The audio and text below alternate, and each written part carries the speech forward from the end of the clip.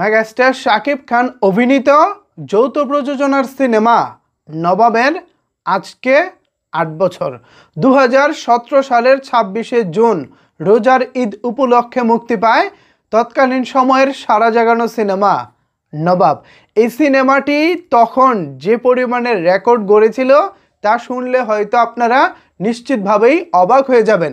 আপনারা হয়তো অনেকেই ভাবেন ভাই শাকিব খানের প্রিয়তমা তুফান অথবা বরবাদ দিয়ে হয়তোবা তিনি সব শ্রেণীর কাছে পৌঁছে গেছেন এবং এই সিনেমাগুলো দিয়েই হয়তো তিনি তার জনপ্রিয়তা নতুন করে পেয়েছেন। আসলে বিষয়টা সেরকম না।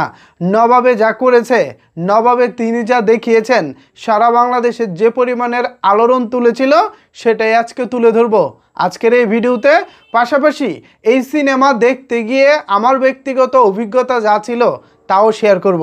আশা করি সাকিবিয়ানরা সম্পূর্ণ ভিডিও জুড়ে আমার সাথেই থাকবেন। আপনাদের সাথে রয়েছি আমি ওয়াসিম। ভিউয়ার্স, ২০১৭ সাল আমাদের চলচ্চিত্রের জন্য অনেক সংকট এবং টার্নিং পয়েন্টের বিষয় ছিল।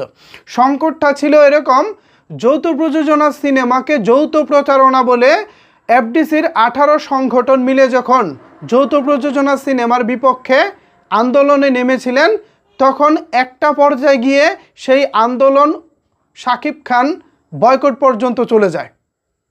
মানে যৌথ প্রযোজনা সিনেমা ঠেকাতে গিয়ে একটা সময় শাকিব খানের উপরে তারা ঝাঁপিয়ে পড়ে। এমনকি চলচ্চিত্রের 18 সংগঠন মিলে শাকিব খানকে তৎকালীন সময়ে লিখিতভাবে নিষিদ্ধ পর্যন্ত করেন। সেই নিষিদ্ধের ফলে রাতারাতি যে ঘটনা ঘটেছিল তা দেখে চলচ্চিত্রের 18 সংগঠন ভয় পেয়ে যায়। সেটা হলো এক ঘোষণায়, শাকিব খানকে নিষিদ্ধের এক ঘোষণায় সারা বাংলাদেশের 50টি সিনেমা হল বন্ধের ঘোষণা আসে সাথে সাথেই। ভাবতে পারেন শাকিব খানকে সিনেমা হল মালিকরা কতটা ভালোবাসেন, কতটা সাপোর্ট করেন। এমনকি একটা আলটিমেটাম দিয়ে দেওয়া হয়, একটা নির্দিষ্ট সময় বেঁধে দেওয়া হয়।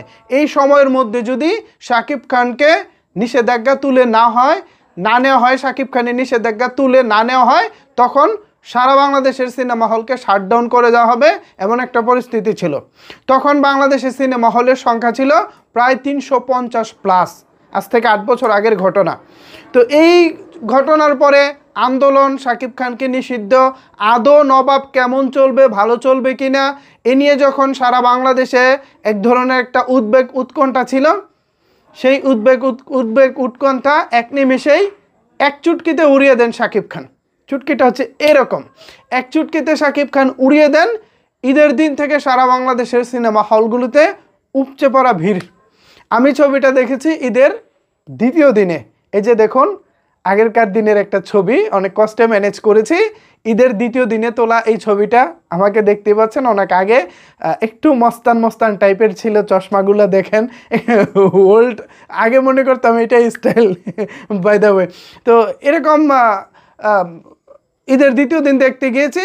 ঘটনা যেটা হয়েছে, ভেরি ফার্স্ট টাইম আমার লাইফে প্রথমবার আমি ভাই সিঁড়িতে মাটিতে বসে সিনেমাটি দেখেছি। এত পরিমাণের ক্রাউড এর ভিতরে, হলের ভিতরে ঢুকেছিল যে সবার পক্ষে সিট ম্যানেজ করা সম্ভব ছিল না। ধরুন হলের মধ্যে নিচে এবং উপরে মিলিয়ে ক্যাপাসিটি আছে ধরেন 700 থেকে 800, বাট হলের মধ্যে ঢুকে গেছে প্রায় 1500, ডাবল। তো এত লোক তার আসলে জায়গা দেওয়া সম্ভব না। তো এরকম অনেক ভিড়ভাট্টা সামলে সিনেমাটি দেখেছি এবং ওই ঈদে নবাব ছিল সারা বাংলাদেশের মধ্যে সর্বোচ্চ ব্যবসা সফল সিনেমা। এমনকি ডিজিটাল চলচ্চিত্রের ইতিহাসে সর্বোচ্চ আয়কারী সিনেমা ছিল নবাব। তো এই সব কিছু মিলিয়ে নবাব আসলে আমাদের একটা ইমোশনের জায়গা। নবাব আমাদের কাছে একটা ভালো লাগার জায়গা।